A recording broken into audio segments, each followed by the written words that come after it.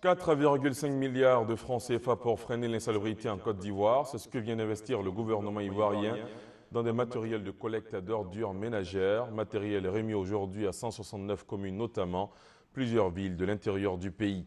Elles auront lieu le 21 avril prochain, les élections couplées municipales et régionales. En attendant, la commission électorale indépendante invite les rois et chefs traditionnels à être des relais de la CEI auprès des populations pour ce nouveau mode électoral.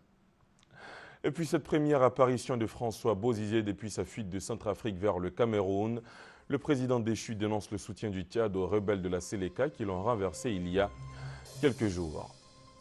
Voilà pour le sommaire. Bonsoir à tous et bienvenue si vous nous rejoignez sur RTI 1. Tout d'abord, ce face-à-face cet après-midi entre le chef du gouvernement ivoirien, Daniel Kablan-Duncan, et Olivier Bouygues, patron du groupe français Bouygues, et Christian Sage, directeur général de Foxtrot. Les deux groupes entendent accompagner de façon plus dynamique la relance économique du pays. Les précisions d'Alexis Ouedraogo. Une audience en fin de journée accordée par le chef du gouvernement au patron des groupes Foxtrot et Bouygues, l'occasion d'échanger sur l'état de santé de ces structures implantées en Côte d'Ivoire. On a parlé du secteur de l'énergie ensemble, qui reste encore un sujet d'actualité. La reprise économique de la Côte d'Ivoire implique de mettre en place des infrastructures énergie très importantes, particulièrement dans le gaz, où il y a aujourd'hui beaucoup à faire, beaucoup de travail à faire. Et on s'est engagé à participer à cet effort pour que la Côte d'Ivoire trouve son développement. J'en viens à ce grand oral du chef du gouvernement ivoirien prévu pour demain. Daniel Kablan-Duncan sera face à la presse nationale et internationale pour des échanges à bâtons rompus avec en toile de fond le PTG, entendez programme de travail gouvernemental, bilan et perspective. La rencontre devrait permettre de justifier les actions prioritaires menées par le gouvernement et surtout éclairer les populations sur les avancées au niveau de la mise en œuvre de certains axes prioritaires du chef de l'État. Alexis Ouedraogo. 2013, année de la matérialisation des projets en Côte d'Ivoire, une promesse du président de la République, Alassane Ouattara. Pour l'y aider, depuis le 21 novembre 2012, Daniel Kablan-Duncan est à la tête de la primature. Le débit rapide, l'œil rieur et l'intelligence vive, c'est lui qui met en musique les grandes priorités de l'action politique tracée par le chef de l'État. Le cadre d'exécution de cette action politique est le programme de travail gouvernemental PTG. Demain jeudi, avec son discours sobre et technique, Daniel Kablan-Duncan sera devant la presse nationale et internationale à la faveur d'une conférence de presse. Autour du thème le PTG, programme de travail gouvernemental, bilan et perspective, la rencontre devrait permettre de justifier les actions prioritaires menées par le gouvernement. Des questions brûlantes sont attendues, notamment sur le cas des Pro-Gbagbo, la réconciliation nationale. Cet oral sera aussi l'occasion pour le Premier ministre de donner des explications sur le niveau de la mise en œuvre de certains axes prioritaires du président, notamment la consolidation de la paix, la sécurité et la réconciliation. Déjà le 13 mars dernier, le gouvernement Daniel Kablan-Duncan se réunissait pour le bilan de l'exercice 2012 ainsi que la présentation des actions envisagées pour l'année en cours. 3 grands axes sont définis. Ils portent sur la paix-sécurité, la réconciliation nationale ainsi que la relance économique et la reconstruction post-crise. Ces initiatives entendent aussi améliorer le classement de la Côte d'Ivoire au Doing Business et œuvrer à l'éligibilité de la Côte d'Ivoire au programme du Millennium Challenge Corporation MCC en 2013. Surtout, ces sujets, le chef du gouvernement se prononcera de façon plus détaillée ce jeudi. Ce communiqué de l'Assemblée nationale à présent, M. Guillaume Kigbaferi-Soro, président de l'Assemblée nationale, convoque, mesdames et messieurs les députés, à la 3e session extraordinaire de l'année 2013 qui aura lieu le lundi 8 avril 2013 à 10 h au palais de l'Assemblée nationale. Ordre du jour, examen du projet de loi autorisant le président de la République à prendre par ordonnance pour l'exécution de son programme en matière économique et sociale pendant la gestion 2013, des mesures qui relèvent du domaine de la loi. C'est signé par le secrétaire général de l'Assemblée nationale. Autre sujet, elles auront lieu le 21 avril prochain, les élections couplées municipales et régionales. En attendant, la commission électorale indépendante invite les rois et chefs traditionnels à être des relais de la CEI auprès des populations pour ce nouveau mode électoral. Youssouf Bakayoko a aussi procédé à la remise d'affiches et de spécimens de bulletins aux candidats, des candidats donc outillés pour la campagne électorale qui s'ouvre après-demain vendredi. Justine Saïdike. Élections couplées municipales et régionales, la commission électorale indépendante met les bouchées doubles. Sensibilisation et formation des chefs religieux et traditionnels sur le mode opératoire de scrutin inédit en Côte d'Ivoire et sur un climat de paix. La commission électorale compte sur vous pour l'accompagner dans le processus de sensibilisation et d'apprentissage du processus et pour créer une fois de plus chez nos administrés, chez vos administrés éco-régionnaires, l'engouement nécessaire à une forte mobilisation et surtout pour créer et maintenir un environnement politique, social paisible. Les rois, chefs traditionnels et religieux, occupant d'importantes responsabilités dans les régions et communes, entendent jouer leur partition pour des élections apaisées le 21 avril prochain. Nous allons faire passer ce message dans nos différents lieux de culte, dans nos mosquées et dans les églises. Il faudrait que les acteurs politiques nous aident aussi, puisque les élections, ce n'est pas la guerre. Nous pensons qu'avec les éléments qui nous ont été fournis, nous avons, vous voyez, des tableaux, nous aurons la possibilité d'aider nos concitoyens là où nous nous trouvons. Nous avons les réunions de village, donc nous allons saisir toute la population, et aussi bien ébrier que non ébrier, tous ceux qui vivent sur nos territoires. Donc nous allons les sensibiliser. Et dans les villages ébriés, nous avons des radios, sinon des micros qui permettent de passer les messages.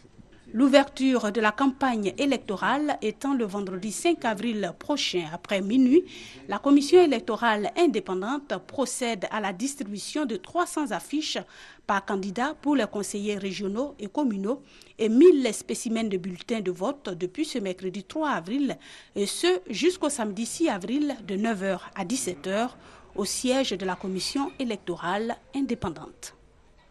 Je vous le disais en titre, 4,5 milliards de francs CFA pour freiner l'insalubrité en Côte d'Ivoire. C'est ce que vient d'investir le gouvernement ivoirien dans des matériels de collecte d'ordures ménagères. Matériel remis aujourd'hui au cours d'une cérémonie à 169 communes notamment, plusieurs villes de l'intérieur du pays. Ce dont du gouvernement s'inscrit dans le cadre de l'opération Ville propre, composante du programme présidentiel d'urgence PPU. Les explications de Chantal Akandan. La Côte d'Ivoire doit avoir un visage reluisant. L'État a donc décidé de s'y mettre pour offrir des villes propres aux populations. Ce sont des tracteurs à remorque, des camions bennes prenneuses et des chargeuses qui ont été offerts aux villes de l'intérieur du pays. Valeur de ce don, plus de 4 milliards de francs CFA. Pour les maires bénéficiaires, c'est un soulagement. On s'est débrouillé à les moyens de bord avec un vieux tracteur et puis des collecteurs qui se débrouillaient tant bien que mal. Aujourd'hui, nous disposons d'un engin approprié pour le ramassage des ordures. Je pense que nous allons pouvoir améliorer notre système de ramassage des ordures. Le ministère de l'Environnement, de la Salubrité urbaine et du Développement durable a rappelé aux bénéficiaires que ce matériel doit permettre à chaque ville d'améliorer sa politique de gestion des ordures ménagères. Vous recevez aujourd'hui des équipements de base pouvant permettre de poursuivre et étendre l'opération Ville propre à la collecte quotidienne des déchets dans vos localités respectives. Aussi, je voudrais demander aux maires bénéficiaires des engins de bien vouloir tenir les engagements liés à leur gestion pour assurer la pérennité et la propreté de nos villes et communes. Au nom du président de la République, le ministre d'État, ministre de l'Intérieur et de la Sécurité, Ahmed Bakayoko, a exhorté les bénéficiaires à faire bon usage de ce matériel. D'importants efforts viennent d'être faits en vue de gagner la bataille de la lutte contre l'insalubrité. Je voudrais lancer au nom du chef de l'État un appel pressant à chacun et à chacune afin qu'autant que nous sommes, nous puissions conjuguer nos efforts et réaliser l'union sacrée autour de la lutte contre l'insalubrité. Désormais, chaque maire est invité à entretenir sa commune au grand bonheur des populations car leur santé en dépend. Le gouvernement ivoirien vient de tenir l'une de ses promesses, la distribution des lampes à basse consommation aux populations. L'opération est gratuite et a bien démarré. Elle va durer 2 à 3 mois. Illustration à ce reportage a signé Noël Niagno. Remplacer une lampe à incandescence par une autre à basse consommation par le ministre des Mines et Énergie, Adama Toungara. Démonstration de l'engagement et de la volonté politique affichée du gouvernement de réduire sensiblement les coûts des factures d'électricité des ménages, réduire également le niveau potentiel d'investissement pour l'électricité et le coût du gaz pour les centrales thermiques. L'argument tient en ceci. Elles consomment 3 à 4 fois moins d'énergie et ont une durée de vie 10 fois plus longue que les lampes classiques dites à incandescence. La commune d'Abobo est inscrite sur le tableau des bénéficiaires. 95 000 abonnés domestiques à la CIE recevront gratuitement au maximum 5 lampes avec une assistance. C'est une opération entièrement gratuite. Des jeunes de la commune recrutés à cet effet auront la charge de la distribution de ces lampes pour une durée de 2 à 3 mois. À eux, Adama Toungara a donné des conseils pratiques. Soyez courtois quand vous rentrez dans le domicile. N'emportez rien après votre passage qui ne soit à vous. Ne vendez pas. Ne détournez pas les lampes qui vous seront remises. Coût total de la mise en œuvre de l'opération de distribution des lampes à basse consommation, 11 milliards de francs CFA, financés par la Banque mondiale et l'État de Côte d'Ivoire pour 1 million d'abonnés au service public d'électricité. Le ministère d'État, ministère de l'Emploi, des Affaires sociales et de la formation professionnelle initie, conjointement avec le Bureau international du travail, un atelier national tripartite. Il vise la promotion de la santé et la sécurité au travail, ainsi que la productivité et la protection de l'environnement dans tous les secteurs de l'économie nationale. Honorine Anigori. Selon les données de la Caisse nationale de prévoyance sociale, la CNPS, on dénombre en Côte d'Ivoire par an 7 500 accidents avec arrêt de travail dans les secteurs publics et privés. 1200 accidents graves laissant une incapacité permanente, 3 accidents mortels et 71 034 jours d'incapacité. Pour lutter contre ce mal, un plan national de sécurité et de santé du travail a été élaboré pour la période 2010-2014 par le ministère de la fonction publique et de l'emploi d'alors. C'est dans le cadre de ce plan que cet atelier se tient.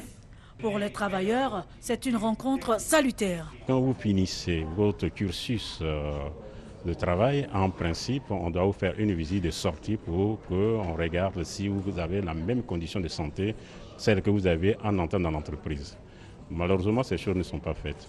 Alors si aujourd'hui on peut mettre en place une réglementation pour corriger ce état de fait, ce serait une excellente chose.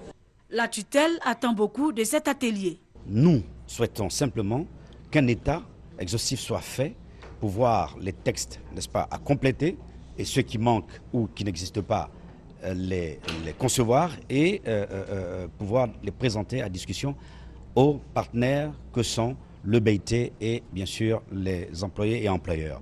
Le séminaire doit aboutir à l'adoption d'une stratégie de ratification de 3 conventions de base de l'Organisation internationale du travail dans les domaines de la santé et de la sécurité au travail. Ils étaient environ 47 200 candidats à composer ce matin pour le concours d'entrée au CAFOP, session 2013. Ces postulants au métier d'enseignant ont été répartis dans 100 centres. Le ministre de l'Éducation nationale et de l'enseignement technique s'est rendu dans quelques centres pour se rendre compte du bon déroulement des épreuves. Au lycée classique, par exemple, les candidats ont composé dans la plus grande quiétude. Les enseignants surveillants ont tous répondu à l'appel, nous dit Evelyne Debazegua. C'est parti pour le concours d'entrée dans les CAFOP section 2013. Environ 47 200 candidats composent depuis ce mercredi matin. Ces postulants au métier d'enseignant ont été repartis dans 100 centres sur toutes les directions régionales de l'éducation nationale d'Abidjan. La ministre de l'Éducation nationale et de l'enseignement technique, Kandia Camara, s'est rendue dans quelques centres pour évaluer le déroulement du concours partout où elle est passée, notamment au lycée classique d'Abidjan, au collège Notre-Dame du Plateau ou encore au collège moderne du Plateau. Le constat est le même. Les choses se déroulent bien. Tous les candidats pratiquement sont en place.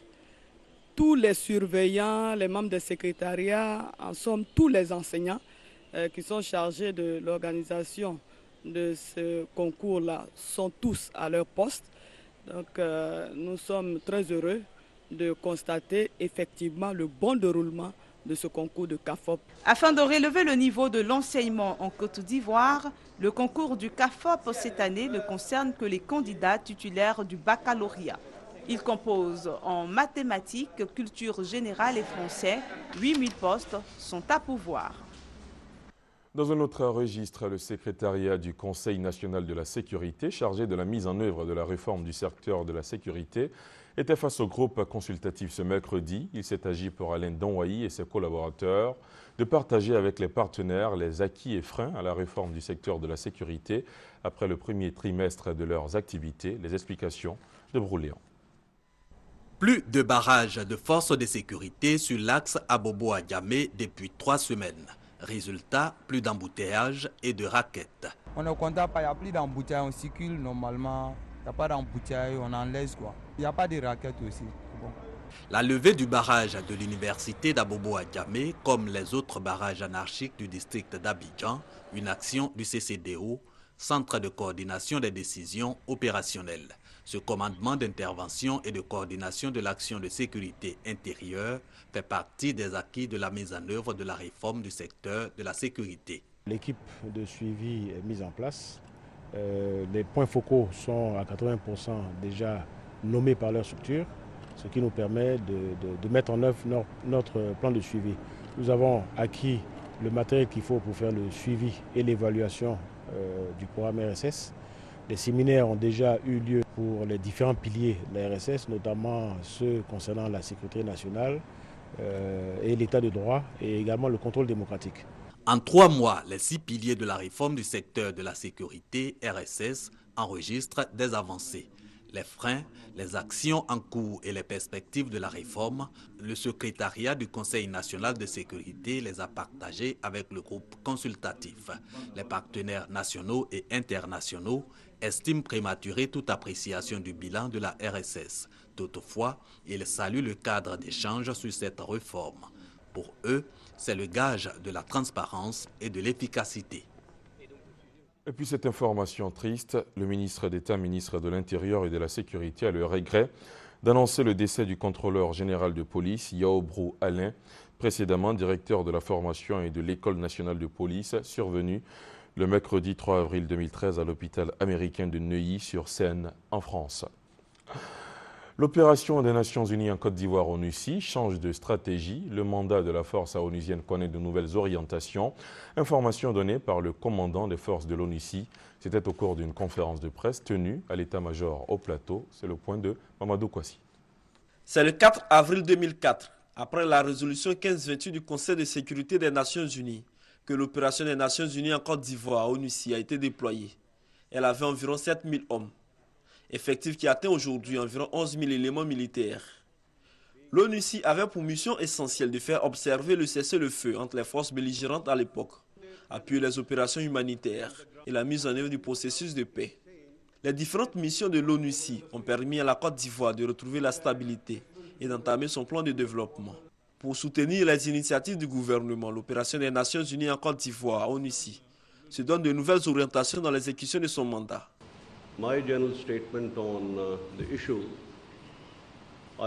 Ceci va se traduire en termes d'une formation ciblée d'une partie des FRCI, en termes de formation d'officiers d'état-major, mais également en termes de formation sur des modules qui sont indispensables, à savoir les droits de la guerre, les droits de l'homme,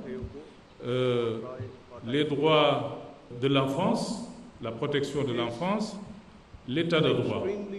Ceci nous paraît indispensable pour permettre à beaucoup de nos camarades FRCI de mener à bien leur mission sur le terrain. Comme elle l'a fait lors des dernières élections, l'ONUCI compte s'investir pour la réussite du processus électoral en cours. Il faut rappeler que l'ONUCI dispose de plusieurs bases militaires installées sur l'ensemble du territoire national. En bref, sachez que la Côte d'Ivoire, après son éligibilité à l'AGOA, vient d'obtenir son visa douanier pour exercer sur le marché américain.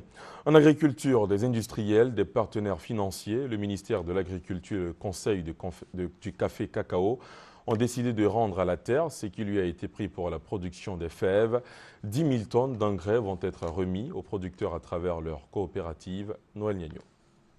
Les fèves de cacao, leur production appauvrissent les sols. Si vous comptez que les fèves prennent une partie de la terre, les feuilles prennent une partie des nutriments, les cabosses également, donc il faut multiplier par 3 les besoins pour savoir que si on exporte pratiquement 10 000 tonnes, il faut un minimum de 3 000 tonnes d'engrais pour restaurer et augmenter la productivité. La productivité sera restaurée désormais. Le ministère de l'Agriculture, le Conseil du café cacao, les partenaires techniques et financiers ont signé une lettre d'intention à cet effet. C'était à l'occasion de la conférence mondiale du cacao. Premier test grandeur nature, 10 000 tonnes d'engrais vont être distribuées aux producteurs par le biais de leur coopérative. Les industriels qui savent déjà avec quelle coopérative ils vont travailler dans le cadre de cette initiative. Au sein des coopératives, les producteurs sont déjà en train d'être identifiés par rapport à qui a demandé à avoir accès à cet engrais, qui s'est inscrit, qui a préfinancé, qui a payé et qui attend seulement l'engrais. Koulibaly Sangafoua, ministre de l'Agriculture, salue l'initiative engrais pour sa pertinence et indique qu'il va être amplifié. C'est une quantité de 100 000 tonnes d'engrais qui seront distribuées aux producteurs, ce qui couvrira environ 500 000 hectares. Le projet Initiative Engrais est une opportunité pour les acteurs de contribuer à la mise en place d'une stratégie d'approvisionnement et de distribution des engrais avec un coût de revient relativement acceptable pour les producteurs. Avec ces 10 000 tonnes d'engrais, 200 000 hectares de plantations de cacao seront traités à raison de 250 kg d'engrais à l'hectare, et cela 2 fois par an. Les agences des Nations Unies en Côte d'Ivoire viennent de présenter leur plan d'aide au développement que contient le document des éléments de réponse avec Broléon. Top départ pour le plan des Nations Unies pour l'aide au développement UNDAF version révisée. De 2013 à 2015, le programme des Nations Unies pour le développement PNUD va injecter par an 60 millions de dollars, soit environ 2,5 milliards de francs CFA dans les actions de développement. 5 domaines prioritaires sont retenus pour accompagner les efforts du gouvernement ivoirien, entre autres les services sociaux de base, l'économie et notamment la lutte contre la pauvreté. L'UNDAF 2013-2015, donc un programme aux nombreux liens avec le plan national de développement 2012-2015. Nous aurons des programmes conjoints, c'est-à-dire des programmes regroupant plusieurs agences. Nous aurons aussi des programmes individuels des agences dans des domaines spécifiques de leur mandat. Mais il est important de souligner la mise en place d'un comité de pilotage conjoint sous le leadership du ministre d'État du Plan et qui inclura des représentants de tous les ministères, de la société civile, de l'Assemblée nationale, du Conseil économique et social, ainsi que tous les chefs d'agence. L'UNDAF 2013-2015 est né du plan cadre 2009-2012, à travers lequel les Nations Unies ont englouti pour la seule année 2012 34 millions de dollars, l'équivalent de 13,6 milliards de francs CFA. Les plus grands résultats obtenus portent sur la santé et les services sociaux de base. 103 femmes guéries sur les 134 malades de la fistule, prise en charge, réhabilitation ou construction d'écoles et de centres de santé dans les zones touchées par les conflits, par exemple. La coalition ivoirienne pour la Cour pénale internationale a tenu ce matin sa deuxième conférence trimestrielle autour du thème « Lutte contre l'impunité en Côte d'Ivoire, quelle réalité ?» Selon le président de la coalition, Ali Ouattara, sa structure veut contribuer à travers cette conférence à la réduction de l'impunité. Pour lui, le fait que la Côte d'Ivoire soit le 122e État à avoir ratifié le statut de la CPI est l'affirmation de la souveraineté judiciaire du pays et permettra l'instauration d'un État de droit. La rencontre a enregistré la participation des membres de la société civile, les associations de défense des droits de l'homme et les représentants de partis politiques. C'est un véritable soulagement pour les victimes du centre des grands brûlés du CHU de Cocody. Ils ont reçu des médicaments de première nécessité, un don de la fraternité Saint-Yves, une cellule catholique de prière, valeur du don 4,5 millions de francs CFA. La cérémonie de remise a eu lieu au CHU de Cocody en présence de Jean-Jacques Ouaméala. Ce don de la fraternité Saint-Yves, une cellule catholique de prière au centre des grands brûlés du CHU de Cocody, comprend un lot de médicaments de première nécessité pour les victimes de brûlures. Objectif, soulager les personnes qui vont arriver dans ce centre dans un état de détresse. Le centre, a précisé la responsable, Dr Vilasco Brigitte, a d'énormes difficultés. Ce genre de don, un véritable ouf de soulagement pour les victimes de brûlures. Coût du don, environ 4 500 000 francs CFA. Ces fonds ont été collectés lors de la 3e édition de la soirée Sarepta 2013. Rappelons que la Fraternité Saint-Yves regroupe tous les acteurs du corps judiciaire et ce geste est fait chaque année pendant le temps des carême à des personnes qui sont dans le besoin. Vous l'avez peut-être remarqué autour de vous, dans votre voisinage immédiat, ils sont nombreux, les ménages ayant fait creuser un puits chez eux à domicile. Le phénomène est de plus en plus courant, mais l'on s'interroge sur la qualité de l'eau qu'on retrouve dans ces puits. Est-elle propre à la consommation? Que risquent les familles qui utilisent ces eaux de puits? Les précisions de Maïsako. Asta Sissé habite le village d'Adiopo-Doumé dans la commune de Yopougon. Ici, le manque d'eau potable se fait sentir depuis plusieurs années. Les habitants utilisent l'eau du puits. Cette femme en puise 2 à 3 barriques par jour pour les tâches ménagères. Mais c'est aussi l'eau qu'elle boit. Dans le quartier de Trècheville, une autre famille, un autre puits, mais pour une autre raison, faire des économies. La famille est trop grande. On ne peut pas tout faire avec l'eau des robinets. Oui, c'est trop. Si la facture vient, vraiment, ça va être un peu beaucoup, quoi, donc ça ne nous arrange pas. Selon les spécialistes, l'eau du puits est impropre à la consommation. La consommation de ces eaux expose justement les populations à des risques sanitaires. Ces eaux de puits, généralement la nappe phréatique est à moins de, disons la profondeur pose problème. C'est des eaux qui ont des nappes qui sont en général à moins de 5 mètres. Et donc, je disais, ces eaux-là sont exposées à toutes sortes de pollution, pollution environnementale, pollution liée donc, à un certain nombre d'activités qui se font autour donc, de ces eaux. Vous avez également des latrines, n'est-ce pas, qui sont situées en amont de ces puits et qui, justement, constituent des sources de pollution de ces eaux. Selon l'ONEP, l'Office national de l'eau potable, les problèmes d'eau seront résolus d'ici fin 2014. Ces puits devraient donc disparaître d'Abidjan. Un mot de culture en bref et en images, et c'est reparti pour le Popo Carnaval. Après 2 années d'interruption, le plus grand rendez-vous culturel de Beaunois a ouvert ses portes hier. Pendant plus de 10 jours, la ville va vibrer au rythme de la foire commerciale, des chants et danses traditionnelles, de concours de beauté à Oulaba, pour ainsi dire la plus belle femme, et Ébé pour le plus bel homme. Il y aura aussi bien d'autres activités. Fête annuelle de réjouissance, ce carnaval de Beaunois qui a pour objectif de faire connaître le potentiel culturel du peuple abouré, attire chaque année environ 5000 participants venus de tous les horizons.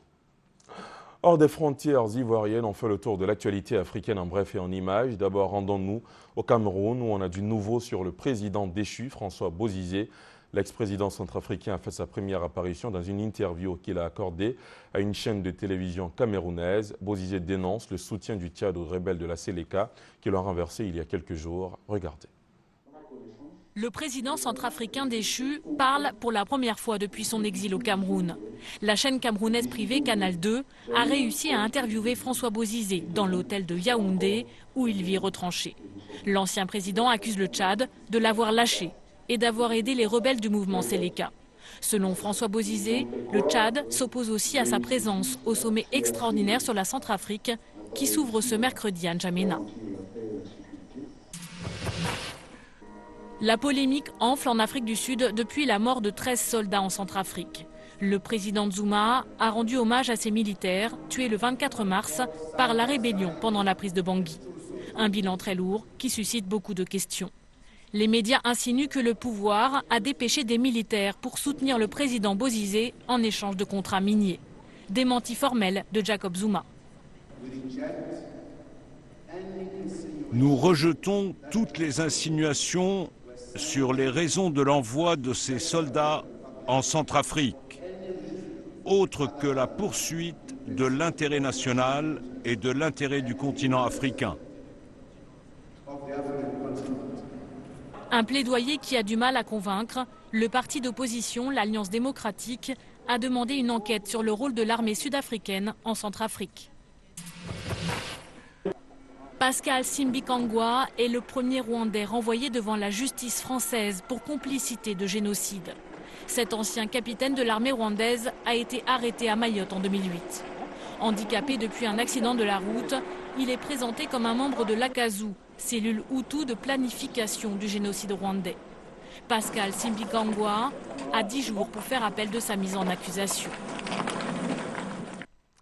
Voilà qui marque la fin de ce journal. Merci de l'avoir suivi. Excellente soirée sur la chaîne qui rassemble. Bonsoir.